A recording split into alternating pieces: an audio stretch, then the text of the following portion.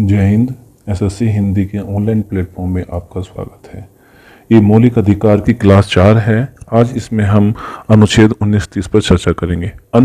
अनुच्छेद 29 और 30 का संबंध शिक्षा संस्कृति संबंधी अधिकार से संबंधित है। चलिए इस पर चर्चा करते हैं कि अनुच्छेद 29-30 क्या कहता है।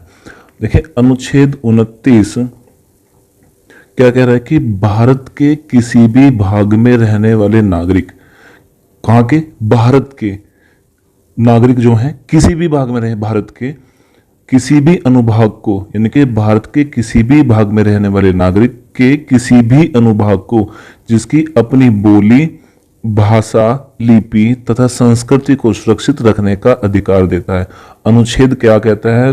अनुच्छेद 29 कहता है कि भारत के लोग, जो भारत के नागरिक हैं, वो भारत के किसी भी भाग में रहते हैं, उन्हें अपनी बोली, भाषा, लिपि और संस्कृति को सुरक्षित रखने का अधिकार है भाई। इसी का अगला पॉइंट कहता है किसी भी नागरिक को राज्य के अंतर्गत आने वाले शैक्षणिक संस्थान या राज्य से सहायता प्राप्त संस्था में धर्म, जाति, भाषा के आधार पर प्रवेश से नहीं रोका जाएगा। यानी कि कहने का मतलब ये हुआ कि जो भारत का जो नागरिक है और राज्य के अंदर आने वाले जो राज्य से मान्यता प्राप्त संस्थान है, शैक्षणिक संस्थान है, प्राइवेट संस्थान है, उनमें सहायता प्राप्त जो संस्थान है, उन्हें जाति, धर्म, भाषा के आधार पर उनके साथ कोई भी विभेद नहीं होगा और उन्हें उनमें प्रवेश से रोका नहीं जाएगा। इसका अगला पॉइंट कहता है किसी भी समुदाय के धार्मिक अधिकारों की सुरक्षा करने वाले प्रावधान, यानी किसी भी समुदाय के धार्मिक अधिकार को सुरक्षा करने वाले प्रावधान भी अनुच्छेद 29 के तहत हैं। नागरिकों के व्यक्तिगत अधिकारों की गारंटी के प्रावधान, यानी कि जो व्यक्तिगत अधिकार हैं नागरिक के, उनकी भी गारंटी अनुच्छेद 29 लेता है, चाहे वह किसी भी समुदाय का हो। किसी भी, यानी कि समुदाय का मतलब यहाँ ऐसे ऐसे धर्मों, जो धर्म है उनका अपने ग्रुप बने हुए हैं, उनसे है ये अगला पॉइंट कहता है कि यह धार्मिक और भाषाई दोनों अल्पसंख्यकों को सुरक्षा प्रदान करता है। कैसे? यह धार्मिक और भाषाई अल्पसंख्यक, यानी कि अल्पसंख्यक का मतलब है जिनकी संख्या कम हो, चाहे वो धार्मिक आधार पर हो चाहे भाषा आधार पर, उनकी सुरक्षा प्रदान करता है। नेक्स्ट है कि संविधान में अल्पसंख्यक को परिभाषित नहीं किया गया है। यानी कि हम अगर अपने संविधान की बात करें तो संविधान में अल्पसंख्यक को परिभाषित नहीं, अल्पसंख्यक के बारे में नहीं बताया कौन होगा अल्पसंख्यक, इसको परिभाषित नहीं किया गया, इसकी डेफिनेशन नहीं दी गई है।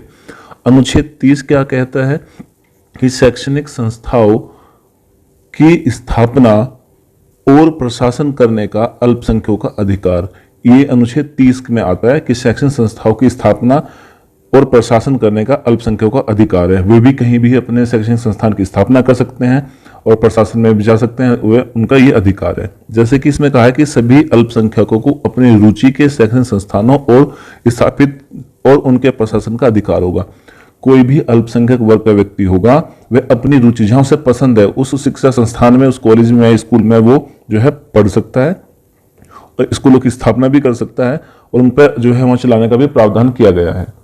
नेक्स्ट है कि किसी अल्पसंख्यक वर्ग द्वारा स्थापित और प्रशासित शिक्षा संस्था की संपत्ति की अनिवार्य अर्जन के लिए उपबंध करने वाली विधि बनाते समय राज्य सुनिश्चित करेगा कि ऐसी संपत्ति के अर्जन के लिए विधि द्वारा नियत या उनके अधीन निर्धारित धनराशि इतनी हो कि उसे खंड के अधीन प्रतिभूत अधिकार निर्धारित निराकृत न की जाए। मतलब कि जब कोई जो अल्पसंख्यक वर्ग अपना कोई संस्था बनाते हैं और कोई राज्य से पोषित है, कुछ कोई पैसा है, तो उन्हें खंडित नहीं करना जाएगा, उनको जो है बनाने की अनुमति देगी। ये किसके अनुसार हुआ कि 44वें संविधान संशोधन के तहत हुआ है ये। तो सहायता देने में राज्य अल्पसंख्यक वर्गों द्वारा प्रबाधित किसी भी शैक्षणिक संस्था के साथ भेदभाव नहीं करेगा। वो मतलब कि अगर वो अल्पसंख्यक राज्य को, यहाँ राज्य को निर्देश दिया गया है कि राज्य अगर अल्पसंख्यक के साथ उनको मान्यता दे रहा है तो किसी दूसरे वर्ग के संस्थान में भी भेदभाव नहीं करेगा, वो दोनों को इक्वलेंट समझेगा।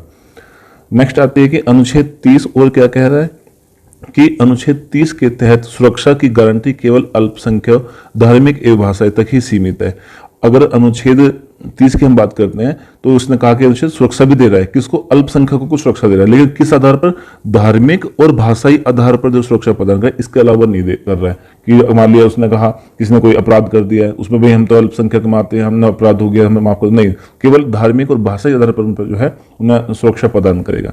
अनुच्छेद 30 और क्या कह रहा है कि अल्पसंख्यकों यानी कि धार्मिक एवं भाषाई की सुरक्षा का विस्तार नागरिकों के किसी अन्य अनुभाग के लिए नहीं है। अल्पसंख्यक धार्मिक एवं भाषा की सुरक्षा का विस्तार नागरिकों के किसी अन्य अनुभाग, किसी और विभाग में नहीं है, प्रावधान केवल इसी आधार पर माना जाएगा उनको। आशा करता हूं आपको ये वीडियो पसंद आई होगी। लाइक करें, शेयर करें, सब्सक्राइब करें और मिलते हैं एक नई वीडियो के साथ। जब तक के लिए जय हिंद, जय भारत।